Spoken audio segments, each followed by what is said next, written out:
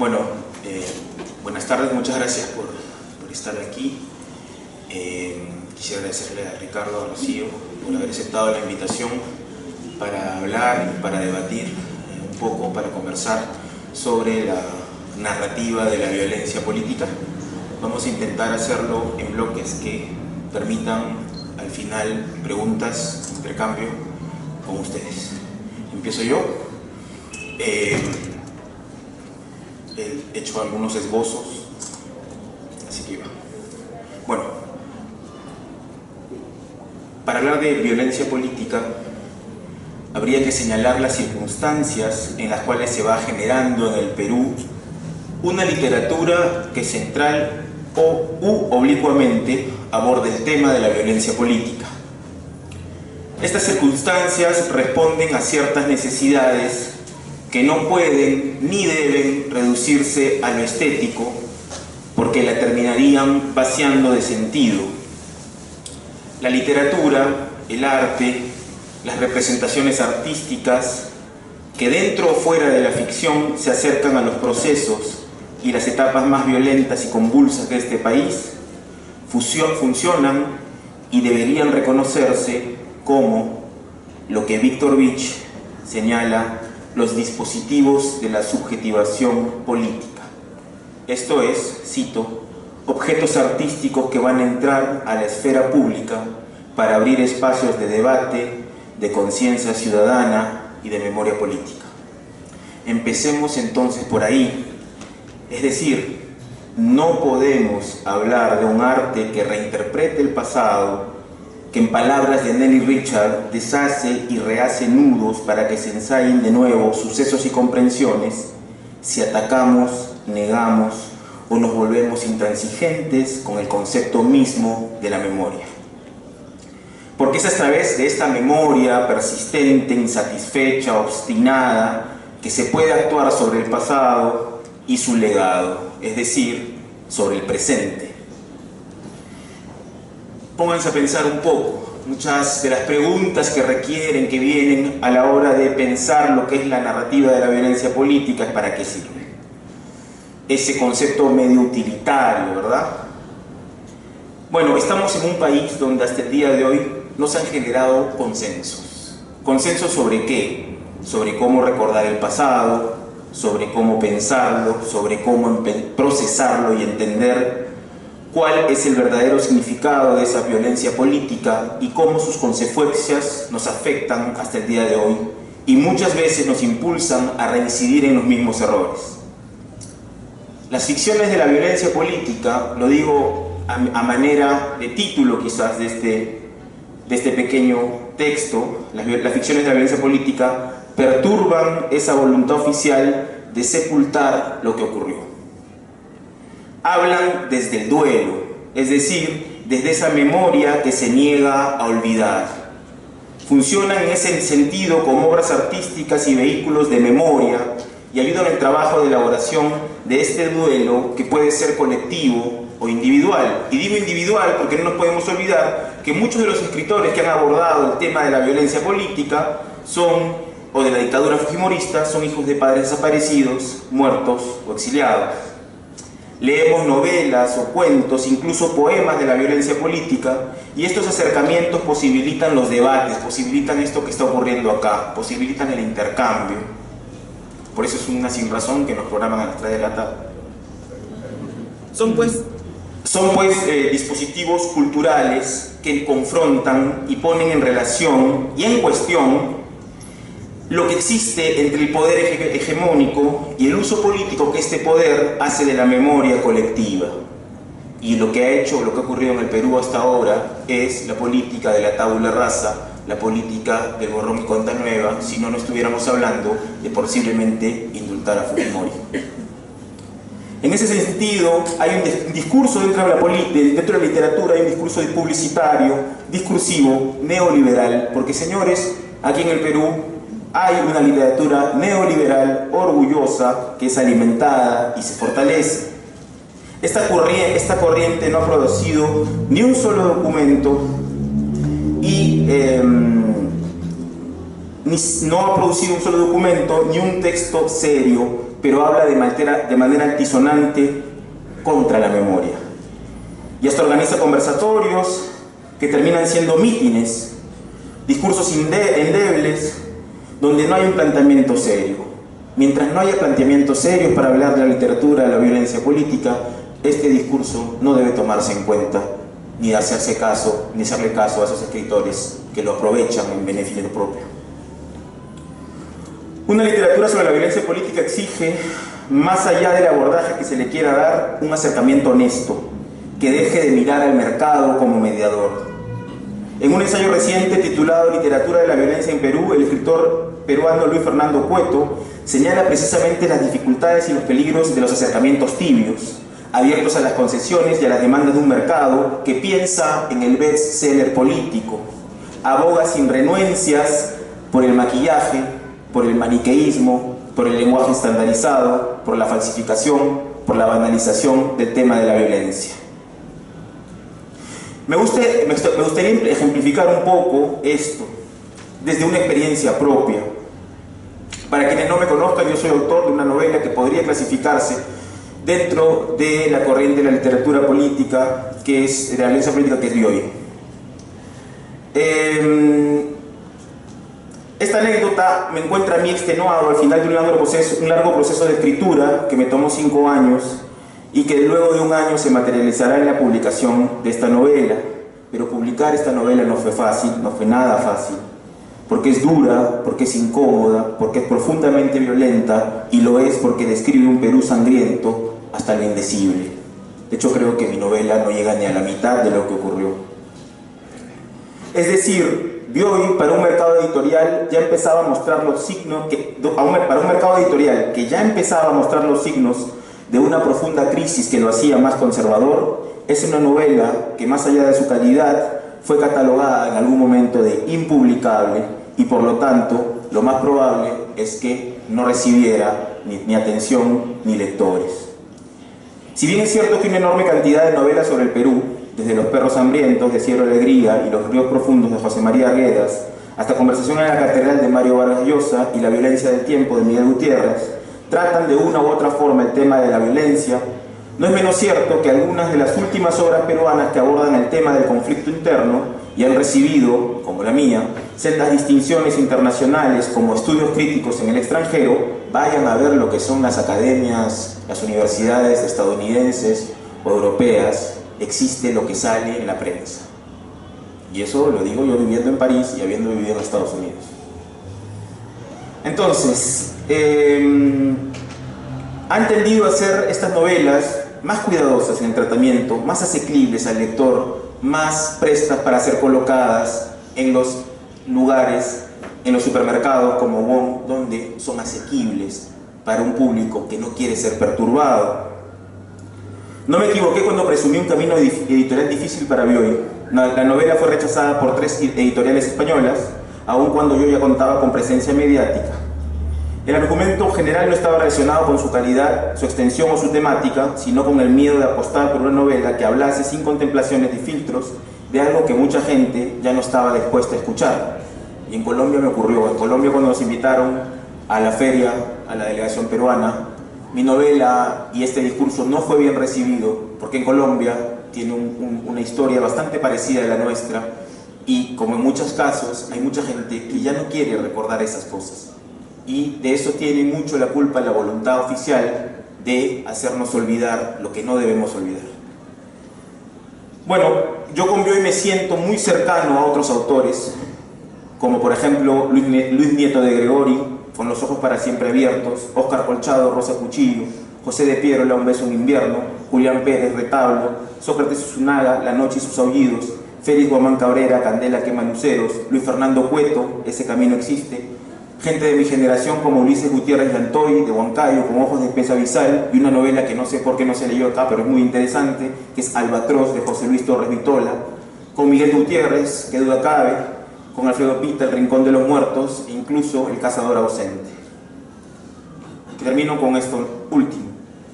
Si bien hay una literatura neoliberal que se acerca a negar el problema de la memoria, a ridiculizarlo, a hacer de esto un panfleto, así como hay acercamientos tibios a la novela de la violencia política, también hay un prejuicio del lado de los escritores que piensan que el tema de la violencia política les pertenece por ser de una clase social o de determinada universidad. Y esos son prejuicios. Tiene derecho cualquier escritor a escribir sobre la violencia política, lo que importa es la calidad del texto.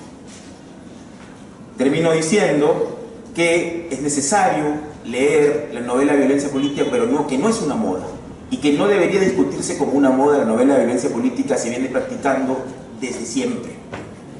Tiene orígenes muy antiguos y no es cierto que se escriba para ganar premios. A mí me molestaba mucho que la mitad de los periodistas culturales que me hacían entrevistas, cuando vio y recibió reconocimientos, hacían esta pregunta: ¿le escribiste para ganar el premio, verdad? O sea, para que yo diga sí o no. Esa es una cosa que me molestaba mucho. No necesariamente lo ponían en la prensa, pero había ese prejuicio porque se tiende a pensar que uno escribe pensando en el mercado. No digo que no sea cierto en algunos casos, pero no debería ser la norma. Muchas gracias.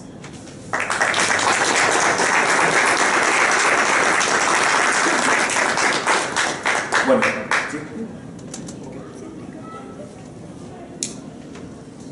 Bueno, agradezco a Diego Treyes haberme invitado a abordar, bueno, en un tiempo muy breve, diremos algo, sobre este tema mayor. Ya él aclaró que es básicamente ver bajo la palabra literatura, que podría incluir poesía, ¿no?, todo tipo de géneros, básicamente es hablar de la ficción narrativa, ¿no? Y cuando habla de violencia política, preferentemente se está refiriendo a cómo fue devastado el país en los años 80 en adelante, básicamente, ¿no?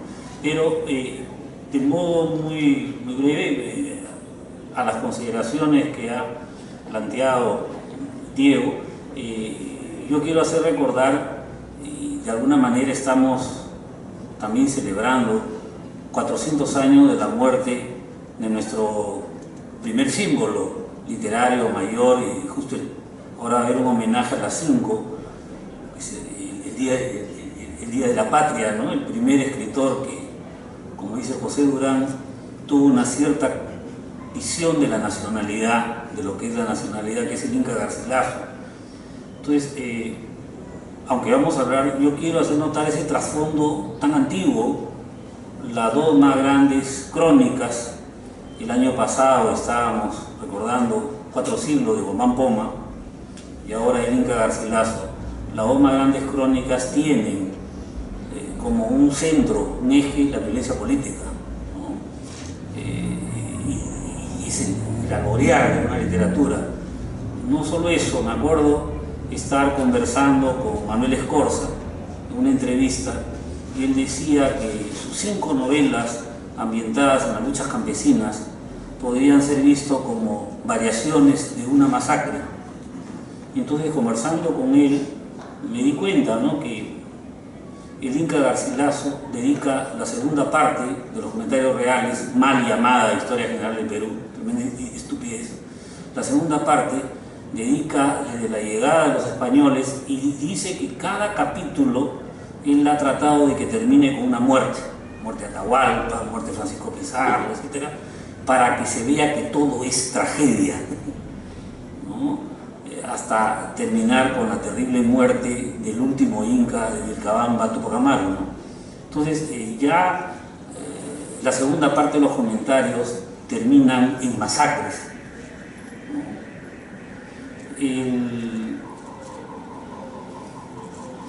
La novela más ambiciosa, de Ciro Alegría, El mundo es ancho y ajeno, termina con el segundo, ¿se acuerdan de Desalojo? Y una mujer, ¿a dónde vamos?, ¿no? ¿Cómo termina? ¿Cómo acaba? No es la mejor probablemente, pero también una novela sumamente ambiciosa de Arguedas, Todas las sangres. La muerte de Ramón Wilca, un Amaru, un terremoto, miren, masacres. Y quizá la obra cumbre que ha producido el Perú, para mi opinión, saliendo un poco de la ficción narrativa, España aparta de este cáliz, de Vallejo. Es también, si España cae, digo yo, es decir, ¿no?, desde La fractura apuesta al futuro desde la violencia, así como el Inca Garcilaso nos dedica el prólogo a todos, dice: indios, mestizos y criollos, salud y prosperidad, soñando con el futuro. Entonces yo creo que, mencionando eso, porque hay otra gente que lo quiere ocultar, ¿no? Hay una serie de experiencias en nuestro país que explican lo terrible que es el mal gobierno, la violencia política, las masacres, ¿no? Se podía hablar también de un ciclo alrededor de la llamada guerra de independencia, se podía ver alrededor de la guerra del Pacífico, la guerra con Chile. Hay materiales, ¿no? Y siempre ha habido una presencia en la literatura peruana, y a veces no se lo destaca como es debido para ocultar, digamos, porque nunca hemos resuelto las causas principales que estallan en esa violencia, causas económicas, políticas, sociales, violencia racial, violencia de género, etcétera, etcétera, ¿no? Entonces te lleva a ese fenómeno. Bueno, en ese contexto no es extraño pues que Rocío va a ver, para repartirnos, ¿no? Porque a poco tiempo ella ha trabajado bien el aporte de las narradoras, las escritoras, ¿no? Que es significativo. Incluso yo le decía que en el siglo XIX las dos mejores novelas para mí vinculadas con la violencia política son de mujeres, ¿no? Jorge, el hijo del pueblo, de María Nieves, y sobre todo El conspirador, de Mercedes Cabello. Pero en el siglo XX quizá hay más predominancia masculina, ¿no?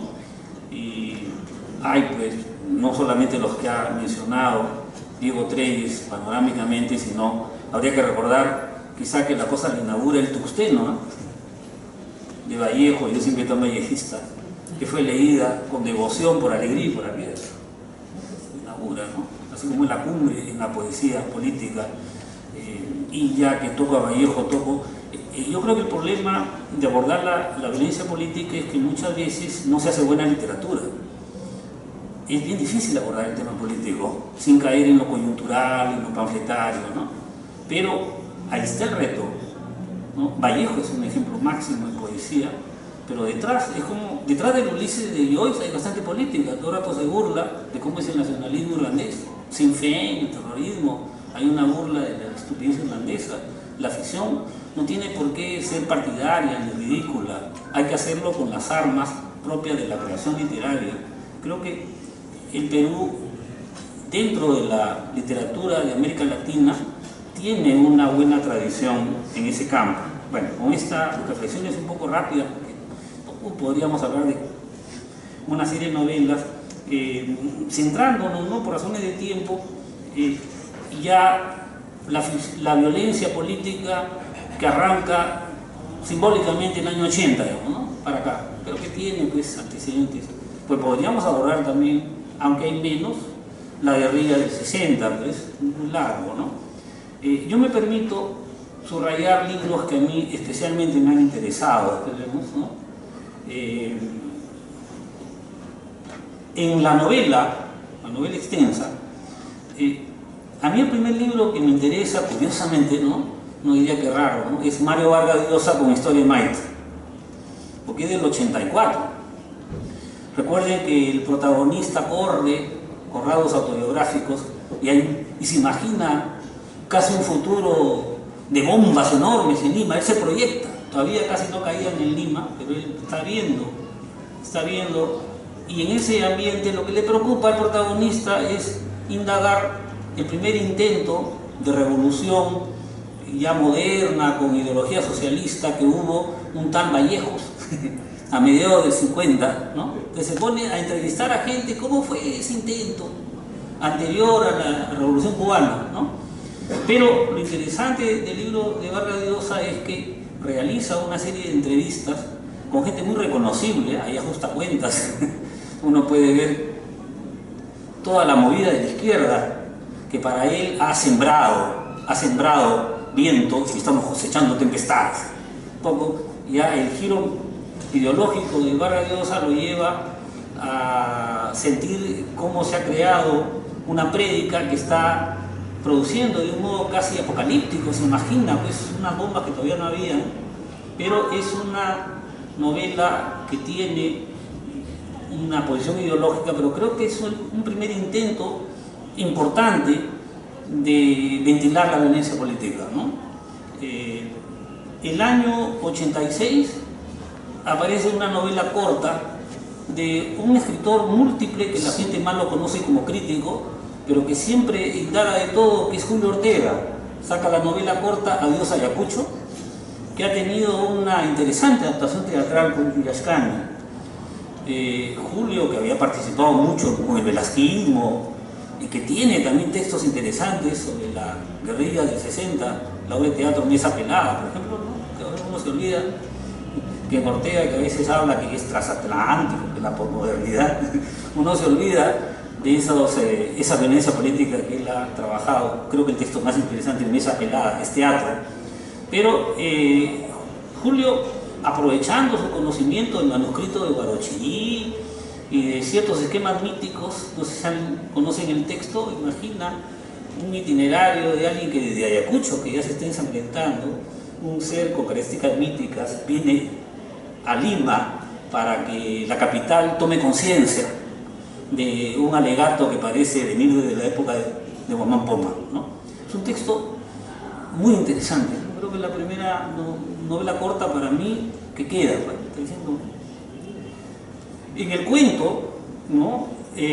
Está la figura muy valiente, porque escribía en la zona de conflicto, de Luis Nieto de Gregory.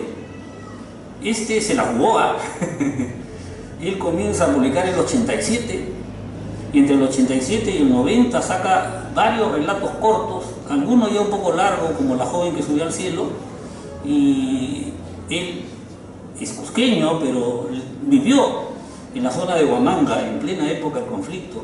Creo que es el primero que hace un aporte en el cuento significativo.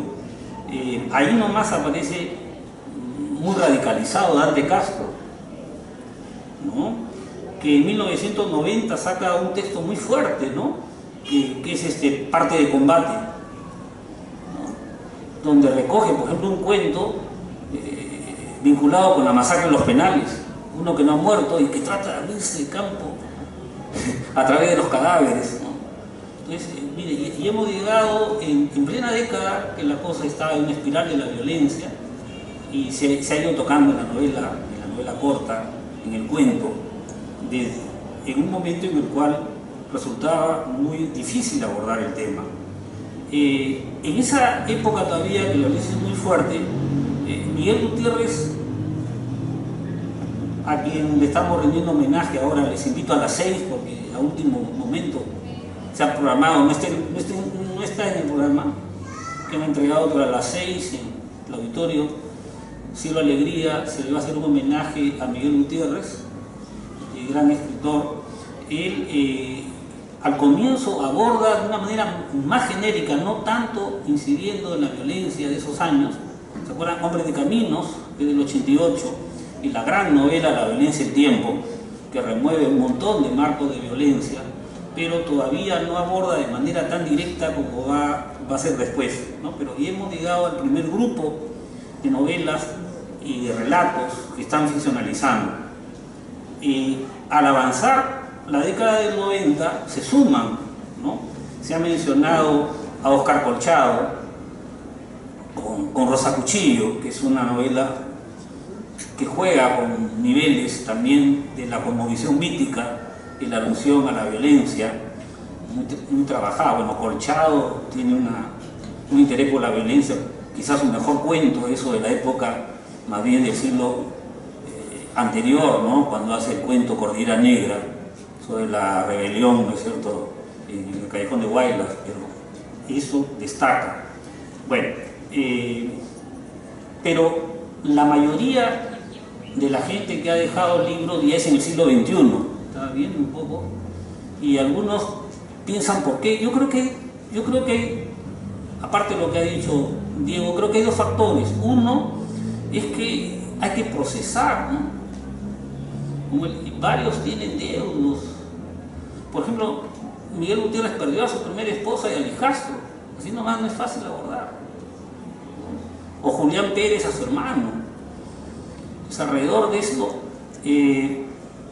se toma tiempo, pero yo creo que otro factor, al margen de cuestiones de moda, que mezquinas, yo creo que es que la investigación que lleva la Comisión de la Verdad, los trabajos de conjunto, van creando una situación general que hace que los narradores, tanto algunos que ya tenían obra publicada como los nuevos que aparecen en el siglo XXI, producen una serie de obras. Yo les recomiendo las que a mí me han interesado más, porque Diego me decía, ¿tú has leído de todo? A ver, bueno, poco compartir, ¿no? Una selección. Bueno, yo destacaría el año 2001, ¿no? Ya lo había mencionado, 2001 es Dante Castro con Parte de Combate. Después, en 2002, Julio Durán, muy joven, desde la perspectiva de Lima, produce una novela muy interesante que es Incendiar la ciudad. Nadie habló de ella. Es bien interesante ver incluso cómo es el mundo lumpen en Lima, cómo se mezcla, no estrictamente con la violencia política, es una violencia general, ¿no? Esa es una novela muy interesante de Julio Durán. Y bueno, el 2001, José de Piérola publica una novela que gana el premio del Banco Central de Reserva, que es muy buena, que le han cambiado el título incluso, Un beso de invierno, un beso del infierno. Es uno que no se ha enterado que se han depuesto las armas después de la captura de Guzmán y todo, y todavía está en unos cerros buscando, y vive traumatizado con una psicosis producida por el conflicto. Muy buena esa novela corta de Piérola, que además publicó el año 2001 un libro de cuentos que se llama Norte y Sur. Para no repetir, Piérola también después publica una novela que no la he comentado como es debido, que es El Camino de Regreso, que tiene como centro Tarata y la conciencia en Lima. Esta novela es muy buena, de Piérola, José de Piérola, que es hermano de Alfredo Pita, su hermano, es un narrador a destacar. En 2004, Julián Pérez publica una de las mejores novelas hasta ahora sobre el conflicto, que es Retablo, que ganó el premio de la Universidad de Villarreal. Creo que todavía sigue siendo su novela más importante.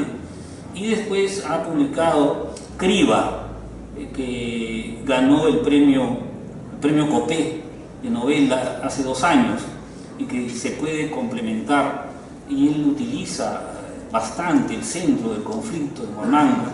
En él hay bastante la resaca, porque muchas veces son personajes muertos que aparecen y conversan con los vivos de esa prensa de Yacochana, son los desaparecidos. Se crea un ritmo. Julián Pérez creo que no suficientemente promocionado, igual que en 2007 Martín Roldán saca una novela cuyo título ha sido usado para hablar de esa generación Cochebomba, ¿no? Roldán es un cuentista sobre todo, pero esa novela es emblemática, y Otra vuelta es de Lima y la movida de la violencia. Bueno, Miguel Gutiérrez comienza ya un ciclo directamente vinculado con el tema, con la novela Confesiones de Támara Fiol, que es 2009, donde un extranjero viene a hacer un reportaje sobre las mujeres senderistas, porque las mujeres eran las más crueles, sádicas y fanáticas. En Confesiones de Támara Fiol, Támara Fiol se basa en una mujer real que le ha cambiado el nombre. La siguiente novela el tríptico Quimper, de Miguel Gutiérrez, salió en 2014, me parece una novela de la más importante, mayor, no sé si han leído Quimper. Al personaje lo quieren matar, Sendero Luminoso, lo quieren matar el Comité Rodrigo Franco, y lo quieren matar su mujer. Este tipo de violencias. Creo que fue la mejor novela de ese año, del 2014. Y Miguel Gutiérrez estaba escribiendo una novela que le costaba muchísimo, porque se inspiraba en la primera esposa de Guzmán, Augusta Latorre, a la cual llama Deyanira Iribarren, ¿ya? Entonces estaba haciendo un tríptico. Bueno, un poco, a ver, vamos a terminar porque el tiempo gana.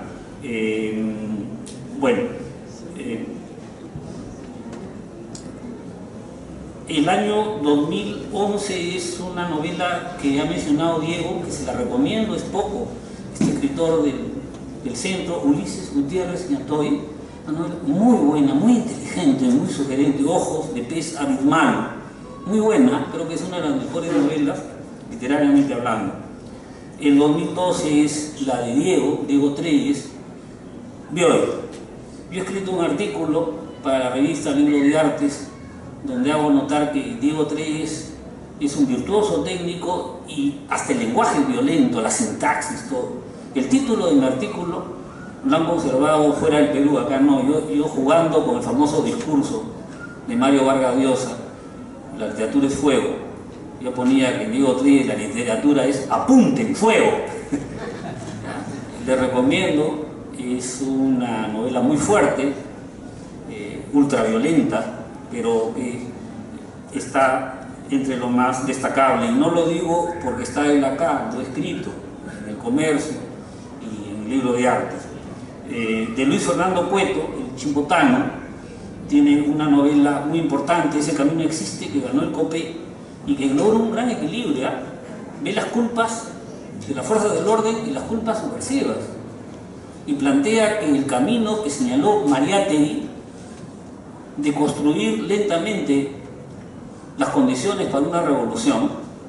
Mariátegui nunca jugó a las elecciones, nunca jugó a tomar el poder si no había condiciones objetivas ni subjetivas. Primero creó la CGTP, recuerdo. Había que hacer condiciones, y él piensa que ese camino, aprovechando el juego con Sendero Luminoso, que también es una frase que se apoderan de Mariátegui, ese camino existe, el de Mariátegui es de verdad, hay que intentarlo, ¿no? Es una novela muy importante, la del Chimpotano, Luis Fernando Cueto. Después, otro miembro del grupo Narración, el de Miguel Gutiérrez, que vive en la China, se quedaba ahí, que es Juan Morillo Ganosa, publicó, creo, la mejor novela del 2013, que es Llenas en la niebla. No existe Morillo, no lo mencionan. Hace poco había una lista, un hueso húmero, las novelas más, no existe, nada. Morillo tiene varias novelas importantes, pero la que aborda más claro la violencia política de esos años es Llenas en la niebla, y es una de las 2 o 3 mejores de él. Bueno, y termino porque el tiempo es terrible y hay la violencia mayor que la violencia del tiempo, no la violencia política.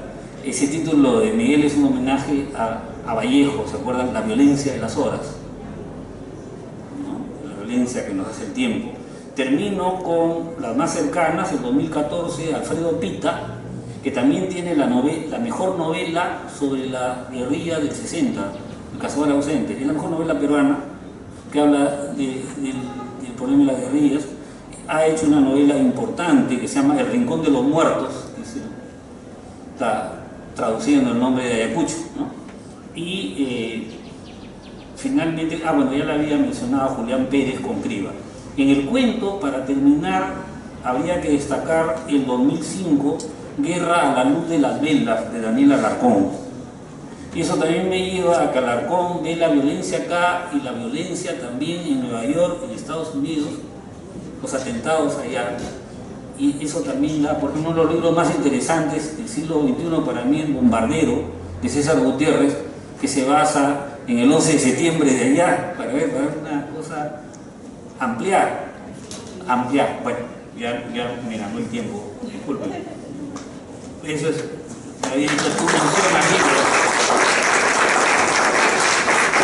He destacado lo que me parece que están quedando. Bueno, yo voy a hacer un esbozo breve, nos quedan 5 minutos, nos avisan, para hablar sobre la narrativa producida por las mujeres, y mis compañeros no mencionaron eso porque yo tengo esa tarea justamente, no porque se olvidaron de mencionar a las escritoras. Entonces, como hemos visto, estamos hablando de una coyuntura política muy específica, que es la guerra interna, que nos dejó un total de 70.000 muertos, torturados y desaparecidos, y a esto la cultura literaria ha generado un significativo corpus que tiene como uno de sus propósitos construir la memoria de dicho momento disruptivo de la historia peruana. En lo que se refiere a la narrativa, a lo largo de las 3 últimas décadas se han escrito un gran número de novelas y cuentos que se ocupan de narrar desde distintos puntos de vista, ideologías y estilos la violencia política que Sendero Luminoso y las Fuerzas Armadas ejercieron en el país. A su vez, dichas respuestas literarias generaron valiosos trabajos críticos sobre la narrativa que, sin embargo, abordan la producción de un grupo visible de narradores debido, posiblemente, al desconocimiento de la producción de diversas escritoras que cuentan con un considerable número de publicaciones.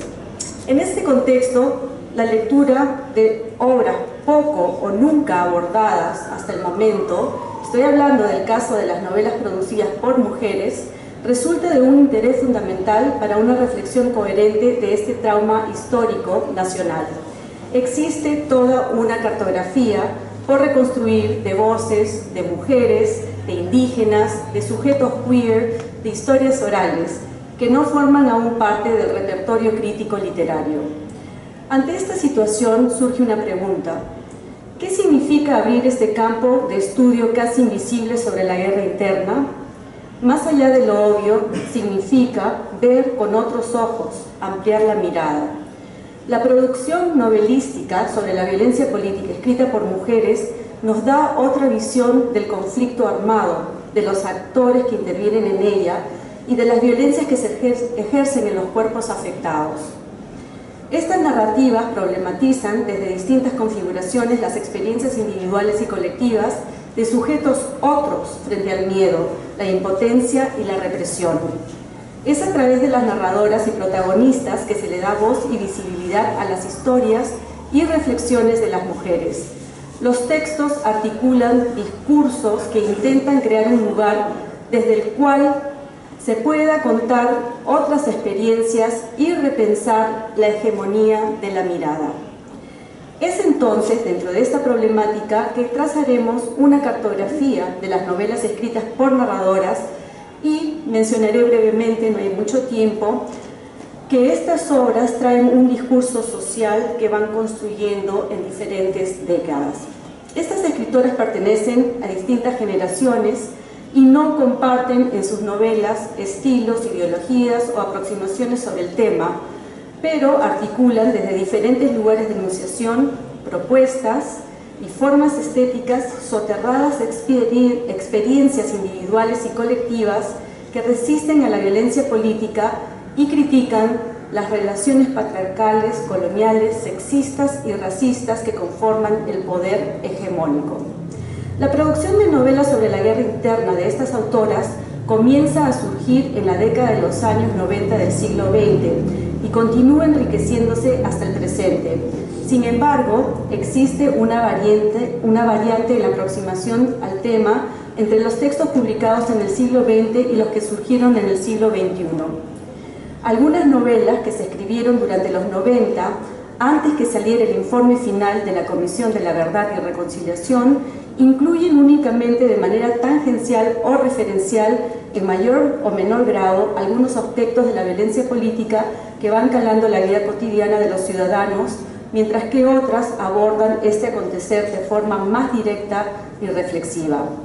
En estas categorías se instalan, por ejemplo, ¿Por qué hacen tanto ruido?, de 1992, y Las dos caras del deseo, de 1994, de Carmen Ollé, escritora limeña, que la conocemos como poeta mayormente. Tiempo de ópera, de 1996, de la escritora limeña Aida Balta. Jimena de dos caminos, también de 1996, de la escritora oroyense Laura Riesco. Memorias de Manú, de 1997, de la escritora Silva Miranda. Puñales escondidos, de Pilar Dugui. La mentira del fauno, de la escritora ayacuchana Patricio de Sousa. Y En mi noche sin fortuna, de la escritora arequipeña Susana Guzmán. Las autoras que publicaron sus novelas después de que surgió el reporte de la Comisión de la Verdad y la Reconciliación escriben directamente sobre la guerra interna, enfocándose en la realidad descarnada y el dolor que se experimentó durante este periodo.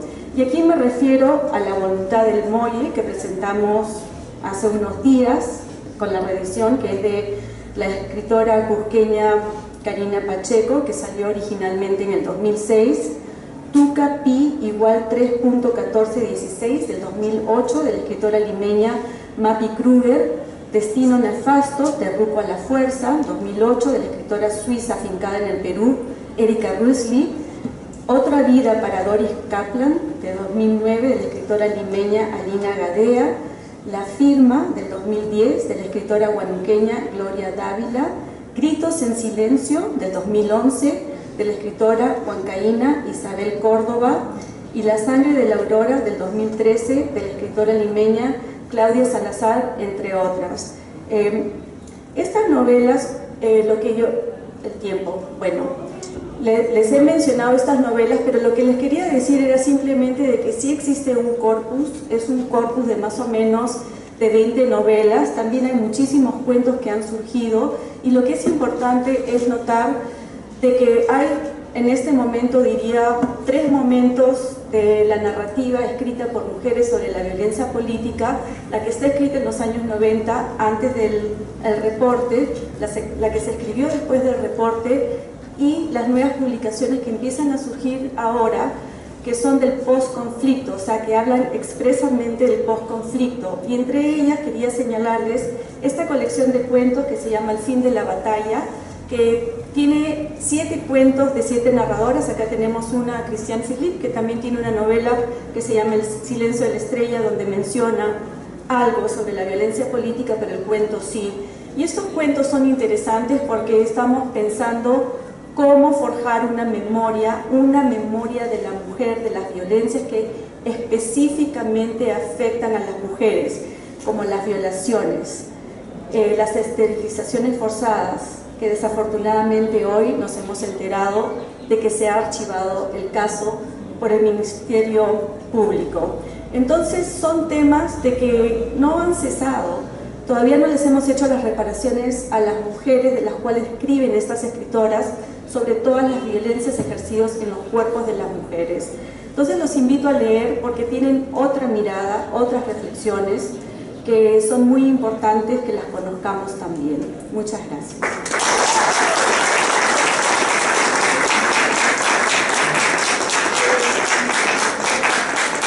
Bueno, quisiera que vienen a preguntarnos. Vamos, ¿podemos hacer un par de preguntas? Ya, una pregunta. Ok, una. Ya. Nunca comienzan a la otra. Se han demorado. Vamos a dejarles una pregunta, por favor, aquí el señor, y lamentablemente nos entusiasmamos con la literatura de violencia política y hay mucho que discutir, así que ojalá que haya una mesa en otro momento. A ver, me parece interesante lo que han dicho los 3 expositores, sin embargo creo que hay que diferenciar lo que es diferencia política de violencia delincuencial. Y cuando hablamos de la época de Fujimori, no hablamos de violencia política, hablamos de violencia delincuencial. Una cosa es Sendero Luminoso y oposiciones políticas, ideales, llámele como quiera, Frente de Liberación Nacional en otros sitios, como sea. Pero tenemos que diferenciar muy bien lo que es política de lo que es delincuencia. Entonces, cuando hablamos del periodo que ustedes se han referido en algún momento por las investigaciones de la Comisión de la Verdad y todo lo demás, en realidad, ¿quién gobernaba el gobierno? ¿Eran políticos quienes gobernaban? Eran delincuentes, ¿cierto? Porque el narcotráfico, el tráfico de armas y todo el resto no es política, es delincuencia. Entonces, diferenciemos bien lo que es violencia dentro de un espacio de confrontación política de lo que es violencia dentro de un espacio que es destructivista, desaparicionista, lesionante y delincuencial. Gracias. Bueno, rápidamente, en la dictadura de violencia, durante la dictadura hubo crímenes de esa humanidad. Señor, estoy hablando, usted habló. Si ya no es dictadura, no hay mucho que hablar. Hubo esterilizaciones forzadas, desapariciones, comandos de aniquilamiento. Eso es violencia política. Muchas gracias.